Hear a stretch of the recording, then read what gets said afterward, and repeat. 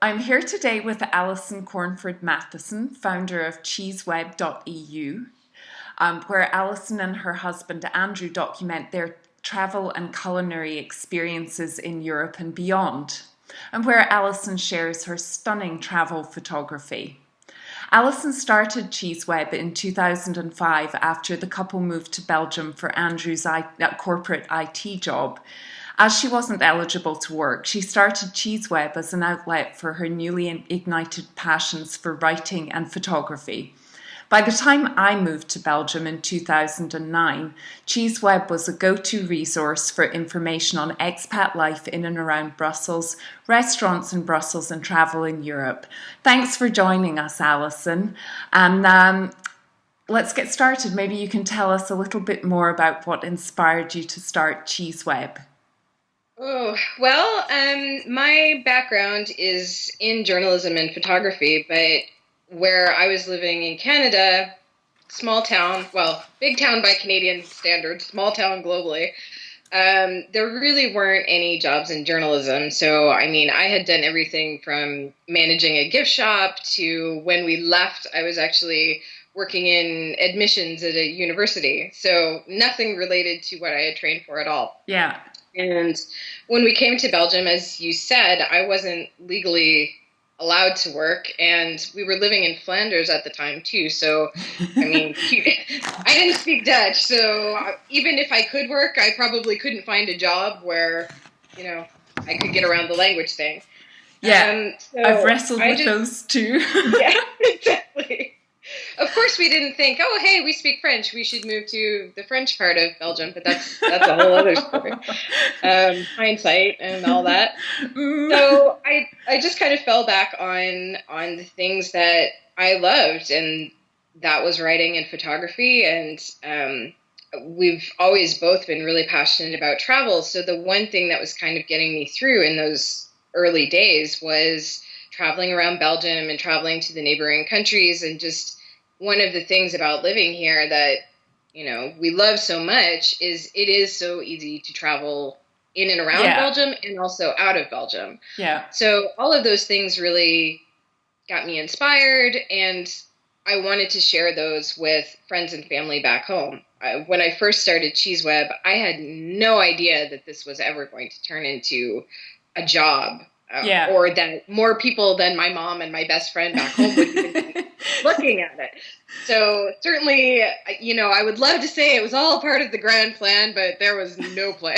So yeah, it was really just an outlet. And after the initial honeymoon phase of, oh, hey, this actually isn't a vacation, this is life, and actually right now it kind of sucks, I started talking about that. Yeah. And venting, really.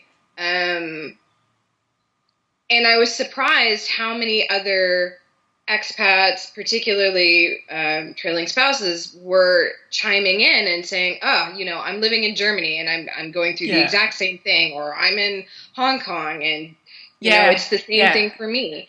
And that support network really helped at that time when I was struggling. And so I kept writing, I kept connecting with people, and it all kind of spiraled from there.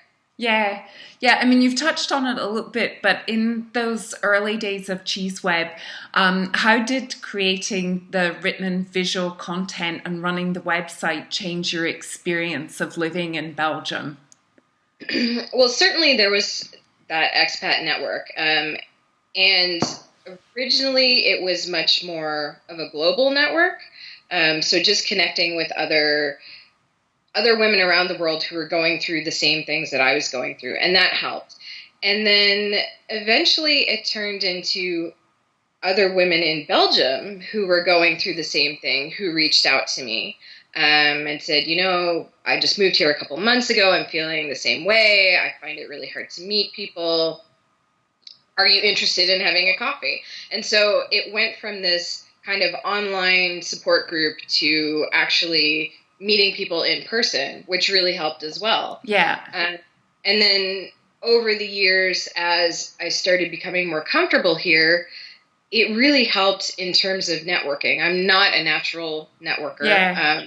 I'm really an introvert, so being in a big group of people trying to sell myself is pretty much my worst nightmare. But I found that people were coming to me Yeah. because I had this online presence and saying, I like your writing style. Would you be interested in freelancing an article? Or I like your photography. Do you sell photos? Can we use them? So it became, I guess, a place where I was making personal connections, both for personal reasons and also eventually for work-related reasons too. Fantastic, fantastic. And in terms of setting up CheeseWeb and running the business, what have been the most challenging parts of running a business overseas? Ooh, I am very fortunate that my husband is in IT, so I never take breaks or I don't know how to do something. It's like, Andrew, can you work? And magically he does. So we love someone like that around us. It's good to have an IT guy. But I think the biggest challenge has just been, where do we register the business? Because we have an entity in Canada, we have an entity in Belgium. Originally, a lot of our audience and work was coming from Belgium, but then on other sides of the business, I do a lot of things for American clients, for Canadian clients, it's in the UK. So all of that kind of nitty-gritty business stuff, and it's not perfect, and it probably never will be perfect. Especially when you have to pay Belgian taxes, nothing's ever perfect. No, I know about that. But yeah, that's probably been the most difficult thing. Yucky paperwork stuff that's no fun wherever you live. Yeah, and you actually became a Belgian citizen, didn't you? Yeah, crazily enough, I am half now. I kept my Canadian citizenship. Yeah. I probably have done it if I couldn't do that. But after 10 years of being here, Belgium is really home to us. And actually, where we're living right now is the longest Andrew and I have lived in a house together. We usually have this 3-year cycle. Yeah. It's that way, but it seems to be. And we've been here for 7 years now. So it made sense for a lot of reasons. And also being able to maintain our tie in Europe and have freedom that if we want to leave Belgium for a while, we can come back and, we don't have to worry about visas and all of that crazy stuff. So, yeah. Now, you and Andrew and your cats, Buddy and Orange, are just weeks away from a new adventure. It would be great if you could tell us a little bit about what you're going to be doing and what inspired it. When you say weeks, it's really terrifying. So I almost, I know it is weeks, but I'm still saying months in my head. Well, it's still 2 months, right? So you can look at it either way. Still say months for a couple of days. But yeah, we are leaving Belgium for a year, or we've planned for a year, so at least a year. And we are buying a secondhand motorhome. And we are going to be slow traveling around Europe for a year. And of course, still writing and taking photos and trying to maintain our business from the road. What inspired us is travel addiction. We travel a lot, and I know that we travel a lot, but it's never enough. I mean, I think anybody who is obsessed with travel, the more you travel, it doesn't sort of take the edge off. It just makes it worse. Yeah. Because I'm in the travel writing world now, of course, a lot of my network are full-time travelers. And for a long time now, we've been wanting to pursue that, but not really knowing how we could do it because we have cats and they're part of our family. We're not willing to give them up or, pass them along to somebody else. So what inspired the current crazy idea is we have friends who wrote a book called Dream Save Do, and it's really Is that Warren and Betsy? Yeah, Married with Luggage. Yeah, And if you their I read their website, first book years ago. yeah, they're truly inspirational. They've become good friends over the years. But at the point where I read that book, we knew them, but we didn't know them well. But that book really, it changed my life, and it sounds very trite to say it that way, but it really did. Yeah, It's been the impetus for this whole crazy adventure that we're embarking on, because they really got to. A lot of people think, oh, I'd love to travel, or I'd love to write a book, or I'd love to X, and they never move forward on that. But this book is really about, okay, if this is really your dream, how do you make it happen? yeah, And it really breaks it down into manageable steps. And also, it gets you to put your dream into more practical terms. Like, we knew that we wanted to travel, and we wanted to travel full time. But the people that we encountered were mostly solo travelers, or they were backpacking, or yeah, traveling in a way that we knew wouldn't work for us. So it forced us to sit down and think about, okay, we want to travel, we want to take our cats. These are the two criteria. yeah, How do we make that happen? yeah, And so through that, this motorhome idea came up, because I grew up motorhoming summers with my parents all over North America. And we thought, okay, this it allows us to slow travel. We can yeah. take our cats, even though they won't be super thrilled about it, but we can make it. If we get a small enough RV, it allows us to take back roads, which we love to do. It allows us to visit smaller places, and really kind of network with the local people, which Yeah. is how I love to travel. So it was a process. And we had actually planned to leave next May, so 2016. And then Andrew was laid off from his job in October, and we thought, okay, why not do it now? So we accelerated everything by a year, and so May 1st, 2015 is the leave date. Cool. Well, we're definitely looking forward to reading all about it on Cheese Web. I think it's going to be, and I'm loving your videos with you and Andrew side by side chatting about it. I think it's fantastic. Thanks. Well, video is a new frontier for us as well. That's been Andrew's baby since he is now a full-time Cheese Web employee. I was going to ask you, does this make Andrew the trailing spouse now? Kind of does, and I don't hesitate to hold that over his head, because now I'm the Belgian and he's in my country. So yeah, because he's had some dramas with his passport, his Belgian passport, right? There's always dramas. Yeah, he's applied for citizenship at the same time, and the one who's been working full time and paying taxes in Belgium and yada yada, has been rejected. So there's a certain irony there, isn't there? Yeah, it's a special kind of Belgian irony, I think. Yeah. I know those ones. If somebody told you before you left Canada that this is where your journey would take you, what would you have said to them? After I stopped the mad fit of laughing, it would have been so far beyond my realm of imagining. Obviously I wouldn't have believed them.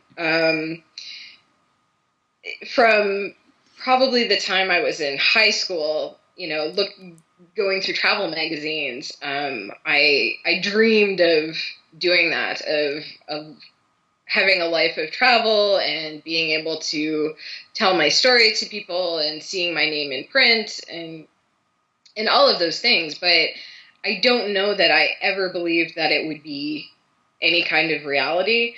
And the fact that,